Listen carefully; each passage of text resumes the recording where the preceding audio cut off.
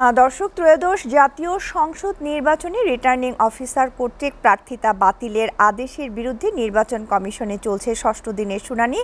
আর এই মুহূর্তে সেখানে আছেন আমাদের সহকর্মী শাহরিয়ার জামান দীপ। আমরা চলে যাচ্ছি তার কাছে।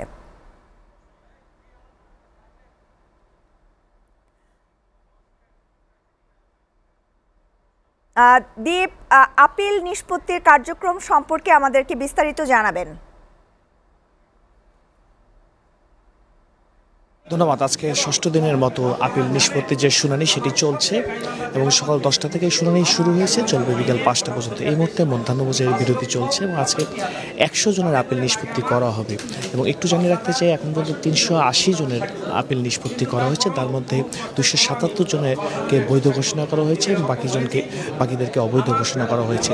আপিল শুনানির পরে প্রার্থীরা যারা আসছেন তারা আমাদের সাথে কথা বলছেন এবং তারা যেটি বলছেন যে প্রসেসে তাদের শুনানিগুলো সম্পূর্ণ হচ্ছে সেটি নিয়ে তারা খুশি এবং তারা বলছেন খুব অল্প সময়ের মধ্যেই তাদের এই আপিলগুলো নিষ্পত্তি করা হচ্ছে।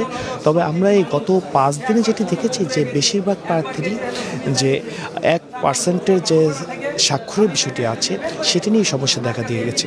সেক্ষেত্রে এই প্রার্থীরা যখন এই যাদের স্বাক্ষর নিয়ে সমস্যা তাদেরকে নিয়ে আসছেন তখন সেটি গ্রহণ করছে নির্বাচন কমিশন। প্রধান নির্বাচন কমিশনারের সভাপতিত্বে অন্যান্য নির্বাচন কমিশনাররা কিন্তু এই আপিল নিষ্পত্তিতে উপস্থিত আছেন। এবং একটু জানিয়ে রাখতে যে 12:30টার দিকে বিএনপির একটি প্রতিনিধি দল সালাউদ্দিন আহমেদের নেতৃত্বে এখানে এসেছেন। তারা এই মুহূর্তে নির্বাচন কমিশনারের সাথে বৈঠক করছেন। বৈঠক শেষ হয়ে তারা আমাদের সাথে কথা বলবেন। তারপরে আসলে আমরা আপনাদেরকে বলতে পারবো যে কী বিষয় নিয়ে আলোচনা হয়েছে। তবে একটি সূত্র আমাদেরকে জানিয়েছে যে নির্বাচনকালীন বিভিন্ন বিষয় নিয়ে তারা আলাপ আলোচনা করছেন এবং গত কয়েকদিন আগেও কিন্তু তারা এসেছিলেন, পোস্টাল ব্যালট নিয়ে তারা কথা বলেছিলেন। আজকে সেই বিষয়টি পাবে, সাথে বেশ কিছু বিষয় নিয়ে তারা আলোচনা করবে। ইতিমধ্যে বৈঠকটি শুরু হয়েছে, সেখানে প্রধান নির্বাচন কমিশনার উপস্থিত আছেন এবং এই আপিল শুনানির আজকে ষষ্ঠ দিনের মতো চলছে, যেটি 10 তারিখ থেকে শুরু হয়েছিল, এটি 18 তারিখ পর্যন্ত চলবে। 20 তারিখ প্রার্থিতা প্রত্যাহারের শেষ দিন।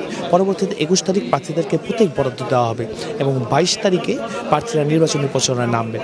আমরা দেখতে পেয়েছি যে আজকে সকাল থেকে কিন্তু বাংলাদেশের বিভিন্ন জায়গা থেকে প্রার্থীরা এখানে আসছেন এবং নির্দিষ্ট সংখ্যক প্রার্থীদেরকে ভিতরে প্রবেশ করানো হচ্ছে এবং বাকিদেরকে ওয়েটিং রুমে বসানো হচ্ছে।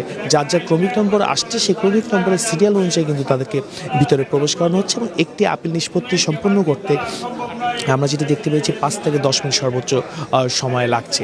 আপনারা জানেন যে 645 জন প্রার্থী কিন্তু আপিল করেছিল এবং আজকে ষষ্ঠ দিনে এসে কিন্তু আমরা দেখতে পেয়েছি যে প্রায় 480 জনের মতো, আজকের দিন শেষে 480 জনের মতো প্রার্থী কিন্তু আপিল নিষ্পত্তি শেষ হয়ে যাবে। বাকিদের যারা আছে তাদের 18 তারিখের মধ্যে আসলে এই পরিপূর্ণ এই কার্যক্রমটি আসলে শেষ হয়ে যাবে।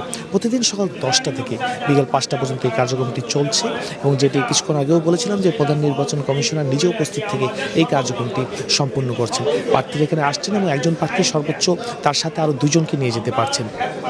এই ক্ষেত্রে আমরা বেশিরভাগ যে দেখতে পেয়েছি যে প্রার্থীদের সাথে সাধারণত আইনজীবী যাচ্ছে, কারণ আইন বিষয়ক বিভিন্ন সমস্যা নিয়ে তারা এখানে সমাধানের চেষ্টা করছেন। অনেক ক্ষেত্রে প্রার্থীদের আইনজীবীরা কিন্তু আমাদের সাথে এসে কথা বলেছেন।